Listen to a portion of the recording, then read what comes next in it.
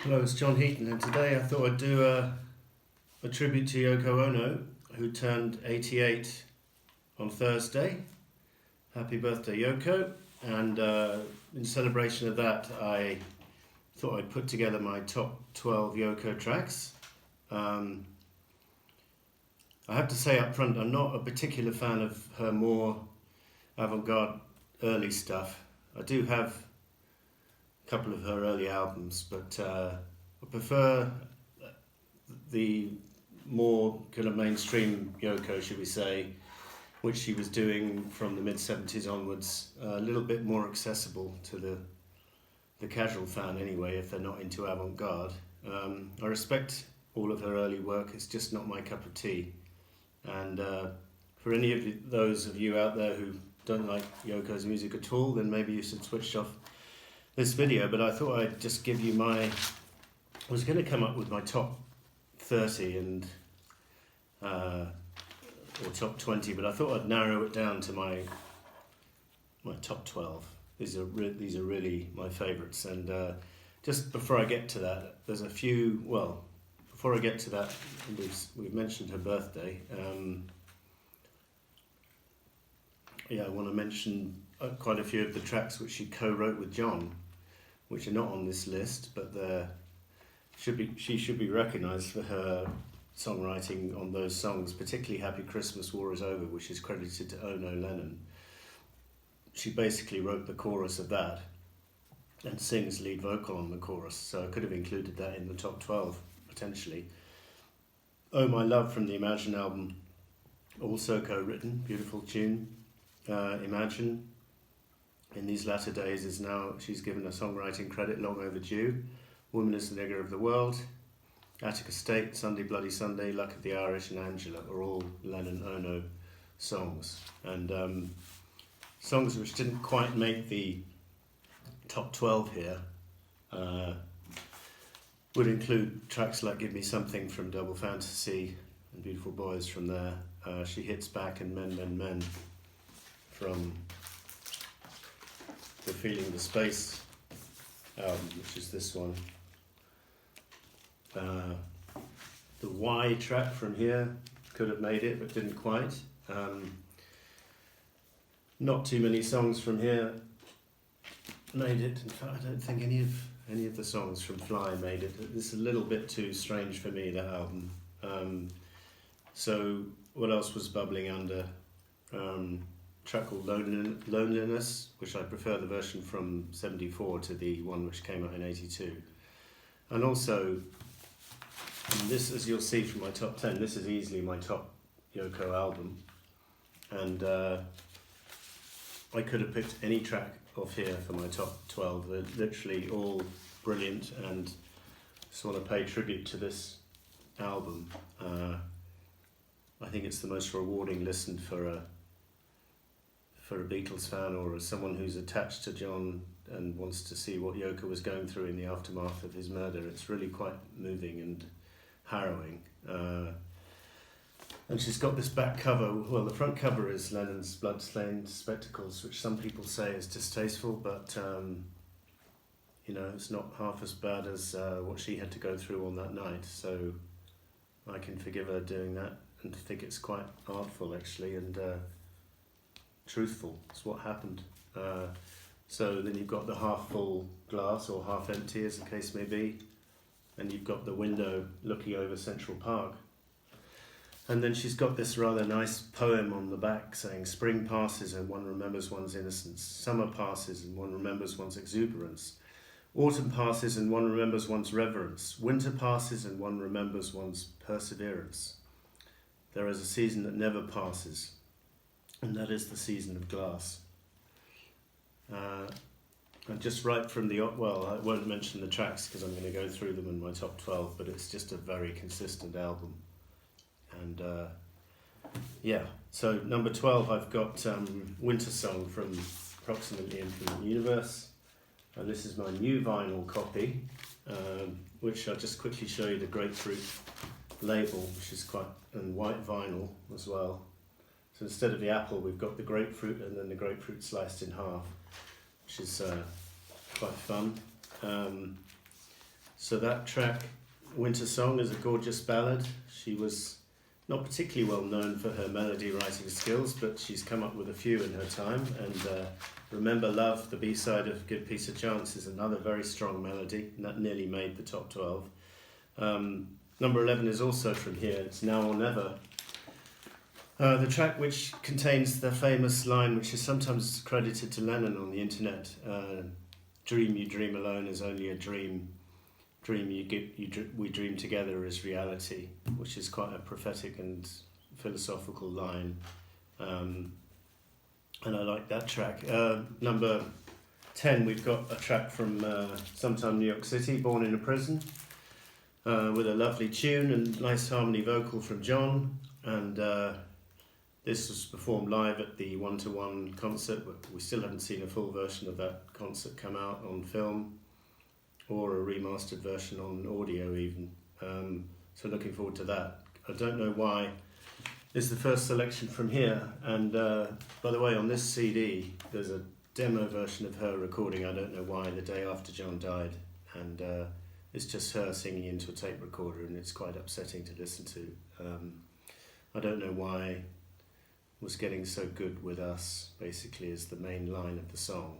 And it's very powerfully performed on the Season of Glass album with the exact same band as John and Yoko used for Double Fantasy.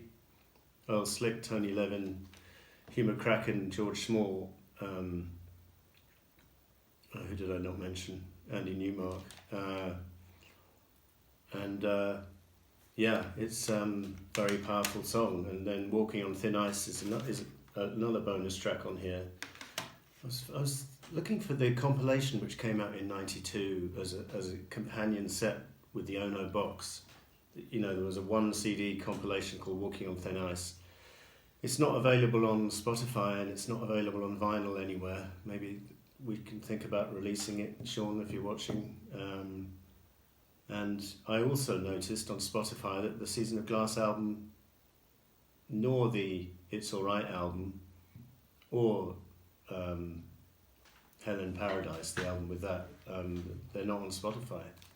So I don't know what happened there, because that seems to be quite an oversight. So then now we've got, so Walking on Thin Ice, number 8, gorgeous riff on the bass from Tony Levin, and that's kind of sampled and repeated. And Lennon plays some outstanding lead guitar, and he was recording parts of that guitar on the night he died. It's one of Yoko's very best songs, and maybe it should have been on the Season of Glass album. It was a hit single in its own right. I think made the top 20 in the UK. I'm not sure about the US. So yeah, really strong song, and Lennon loved that song, was listening to it non-stop on the weekend before he died. Number 7, we've got Sisters Are Sisters from the Sometime New York City album, and Phil Spector does a great job on the production, and Yoko sings it well. The band is cooking, Elephant's Memory backing Yoko really well. It's quite a funky number and fast moving. And then we've got I'm Moving On from Double Fantasy, which is the kind of reply to Lennon's I'm Losing You, and it's her strongest track on the album, and some quite honest lyrics. And then we've got a second selection from this album, Dogtown, which had originally been recorded in '74 and then re-recorded I prefer the '81 version. And then Sean tried to remix it for this one, and I wasn't too impressed with the results, to be honest. But on the other hand, Jack Douglas does a good job with Move On Fast on this album. But most of the remixes I don't care for. Like Walking on Thin Ice completely loses the bass line, which I think is a bit criminal. Or the version I listened to on Spotify, I think it's the same one as on here. So Dogtown, number 5, some hilarious lyrics. And then number 4, we've got the opening track from approximately Infant Universe, and Yin Yang is just a superb opener. They're backed, I think she's backed by Elephant's Memory on this album.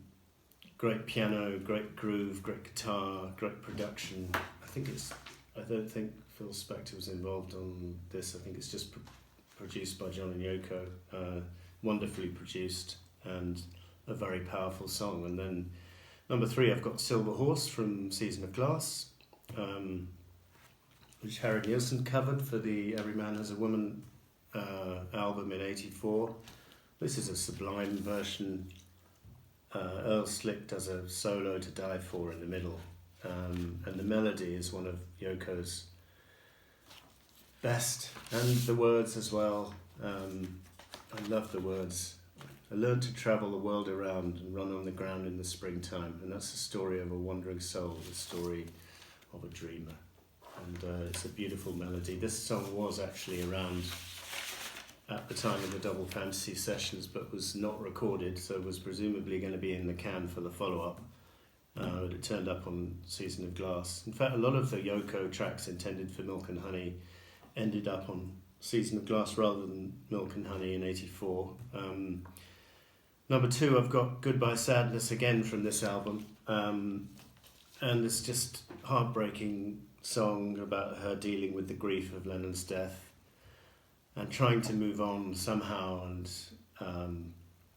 hello happiness, wherever you are, I hope you hear my song. Never want to cry again, never want to wet my pillow, that kind of thing. It's really quite an upsetting listen, but a very uplifting tune and great sax playing, and I absolutely adore this track. And number 1 is also from this album, and I think it's Yoko's best ever track and best ever melody. And again, it was written before John died, and he absolutely loved this song. I can't remember which interview he's talking about it, but he loves the chord changes. They are great chord changes, and the band does a perfect version. Nobody Sees Me Like You Do. And for any of you who might be a bit cynical about Yoko Ono, check out that track and let me know if you're not moved, because I think it's just absolutely stunning. She sings it well, the melody is good, the band is, as you would expect, on top-notch form, Double Fantasy band, and it's very, upsetting words in a way, because she's talking about the relationship that she and John shared and how close it was, and nobody sees me like you do, nobody sees you like I do. They were pretty much inseparable, and going through a kind of period of rejuvenation, I think, towards the end.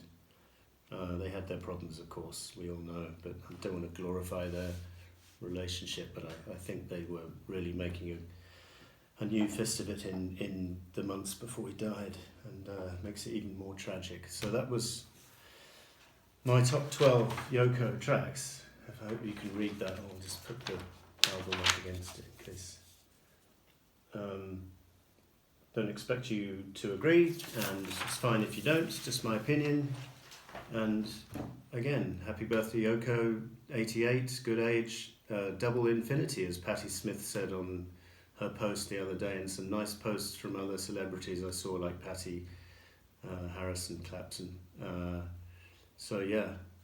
Just wanted to mark that Yoko's birthday with selecting my favourite Yoko tracks. Thank you for watching. We'll see you next time.